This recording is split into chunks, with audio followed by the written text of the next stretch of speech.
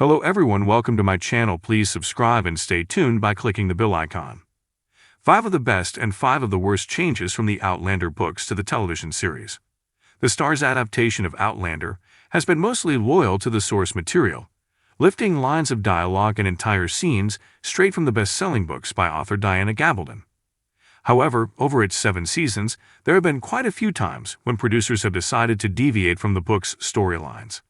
Sometimes this has been because it makes for better storytelling, while others are simply a result of time constraints. They are, after all, adapting books that sometimes span over 1,000 pages into relatively short seasons. While some of these tweaks from the Outlander books have been welcome, and actually make the story even better, sadly, that can't be said for all of them. Here are 5 of the best changes made to the TV adaptation, and 5 of the worst.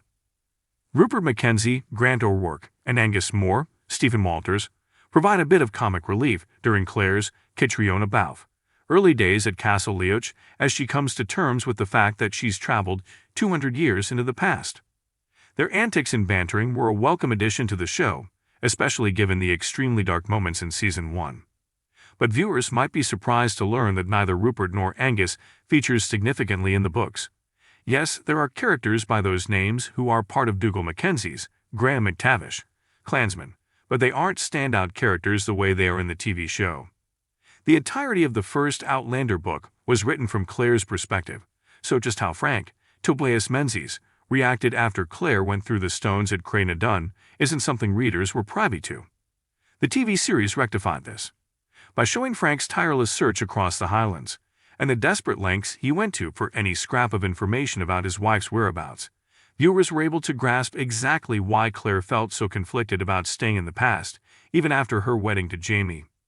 It also helped establish Frank's character a bit more and draw a distinct line between Frank and his unfeeling, callous ancestor, Jonathan Black Jack Randall, also played by Menzies. Jamie's godfather's fate is probably the biggest departure from the books in the television show. While Gabaldon wrote it, so Murdo Fitzgibbons, Duncan Lockroex, died on the battlefield at Culloden at the beginning of the 3rd book, Voyager. The show's creators decided to keep his character alive for longer after realizing just how popular he was with audiences. In the series, Murdo survives and ends up being a much more important character. He pops back up when Jamie, Sam Heughan, and Claire are living in North Carolina as a leader in the Regulator movement, which ups the stakes when Jamie is faced with deciding whether to support or help suppress the rebels.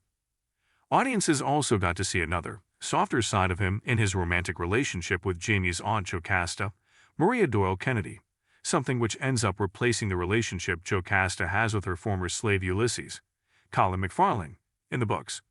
When he does die in the television series, it ends up being a turning point for Jamie as he realizes that he cannot and will not throw his support behind the British Army ever again, foreshadowing his decision to fight for patriots in the Revolutionary War. Another notable departure from the books was the TV show's handling of the Stephen Bonnet, Ed Speleers storyline. The nefarious pirates' run-ins with the Frasers spanned 3 of the novels, Drums of Autumn, The Fiery Cross, and A Breath of Snow and Ashes, and culminated after a protracted game of cat and mouse with Jamie and Roger Richard Rankin. But in the TV show, Bonnet's storyline was wrapped up before any other elements from the 6th book were introduced at all, something that almost all viewers welcomed, given that it felt like a repeat of Jamie and Claire's rivalry with Jack Randall in earlier seasons. At the same time, it didn't feel like it was wrapped up particularly hastily, and Bonnet's capture and death in Season 5 made a lot of sense, given the fact that a host of new adversaries were introduced for the Frasers in Season 6. Over the years, the adaptation of Outlander has garnered attention and criticism for its repeated use of sexual assault as a plot device. Jamie, Claire, and their daughter Brianna have all been raped. However, it has to be said that the producers and writers of the show are only following the storyline set out by Gabaldon. Significantly changing or completely removing these scenes and storylines would be unthinkable to many Outlander fans, and there would be no way to reach the places and points the show goes to without them. The only redeeming thing is that the adaptation's handling of sexual assault and its aftermath is more sensitive and nuanced than in Gabaldon's books, especially in the more recent seasons. For instance, when Claire is brutally raped by a group of men in the Season 5 finale, the moment isn't gratuitously depicted on screen. In the books, Claire's wedding ring is described as featuring a Highland interlace pattern, the links engraved with tiny, stylized thistle blooms, and a secret engraved message on the inside. Jamie has it made for her shortly after their wedding after using his father's too large ruby ring as a placeholder. However, in the show, Jamie is still holding back some of himself from Claire when they get married, including the fact that he has a family seat. So he opts to have the handle of a key to his ancestral home, Lallybroch, melted down into a band. While we can appreciate the sweet symbolism behind the wedding ring Jamie gives Claire in the show, producer Merrill Davis described it as a metaphorical key to his heart in the official Outlander series guide. The style of and meaning behind the original ring was just more fitting. The producers eventually realized just how unpopular their decision to alter this aspect of Jamie and Claire's storyline was and cleverly rectified it. In Season 4, when Claire has her ring stolen by Bonnet, Jamie has a new one made that is similar to the ring described in the book.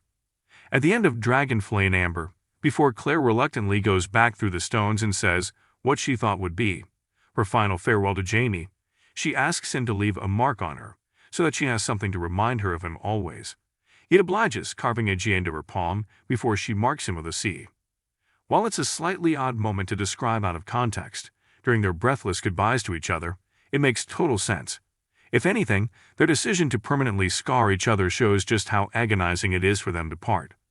They would take momentary pain and bludgeoned, as it's nothing compared to the torture of being apart. This moment was disappointingly left out of Jamie and Claire's heartbreaking goodbye when it played out on screen. Although it was shot, producers ultimately decided to leave it on the cutting room floor because it didn't really work, as they told Entertainment Tonight.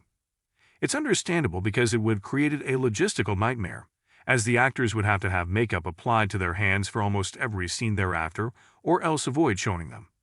Still, it is one of the scenes that really underscores the beautiful connection Jamie and Claire have. It might never make sense to Outlander fans why Jamie agreed to marry Laughaire Null Hudson after he and Claire are heartbreakingly separated, but it makes even less sense in the series given that the TV version of Jamie is more clued into Laughaire's scheming ways. In the books, Jamie only discovers that Laughaire was the one behind Claire going on trial for witchcraft, and almost being sentenced to death during her stay at Castle Leoch years later, once he and Claire are reunited. He only knows Laughaire as the wide-eyed young girl who always held a candle for him. But in the series, Jamie is well aware of Laughaire's duplicitousness and her involvement in the trial, as she is one of the people called to the stand to testify against Claire, which creates a minor plot hole. Given Jamie's unwavering love for Claire and his strongly held principles, it's completely out of character for him to ever speak to Laughaire again, let alone marry her and raise her children. Another ill-conceived change made in the television series was the decision to have Brianna Sophie Skelton give birth to her son Jeremiah alone, instead of with her parents by her side. The scene, which features Claire acting as a midwife and Jamie supporting his daughter through delivery, is one of the most touching in the fourth book in the series, Drums of Autumn. It also leads to a reconciliation between Jamie and his daughter, following the rift that forms following his discovery of her pregnancy.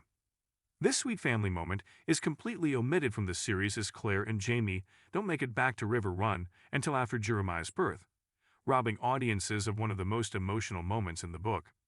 It feels like this change was made just to add a little more intrigue and drama to the series, but ended up causing some confusion among viewers. In the fourth book, Roger Richard Rankin learns that Claire and Jamie died in a fire after finding an obituary for them dated December 21, 1776. When he shares this with Brianna, she decides to travel back in time to try to save her parents. But in the show, the exact date on the newspaper clipping is smudged, making it impossible for Brianna to know when exactly her parents will succumb to their fiery fate. This added a sense of urgency to her journey through the stones and allowed the showrunners to race through this storyline. However, when the fire happens in Season 7, Roger is convinced that it is not the same one he previously read about, given it was a different month and caused by Brianna's homemade matches. To make matters even more complicated, it is then revealed in the series that Tom Christie, Mark Lewis Jones, placed the obituary in the paper as he thought the couple had perished in the fire, and he got the date wrong. It's not clear what the point of making the date of the fire a mystery was, and whether the show suggests that Jamie and Claire managed to avoid their fiery fate by having their house burned down before the original fire could happen, or whether, like the book, it was the same fire all along. If you like the video, don't forget to like, comment, and share.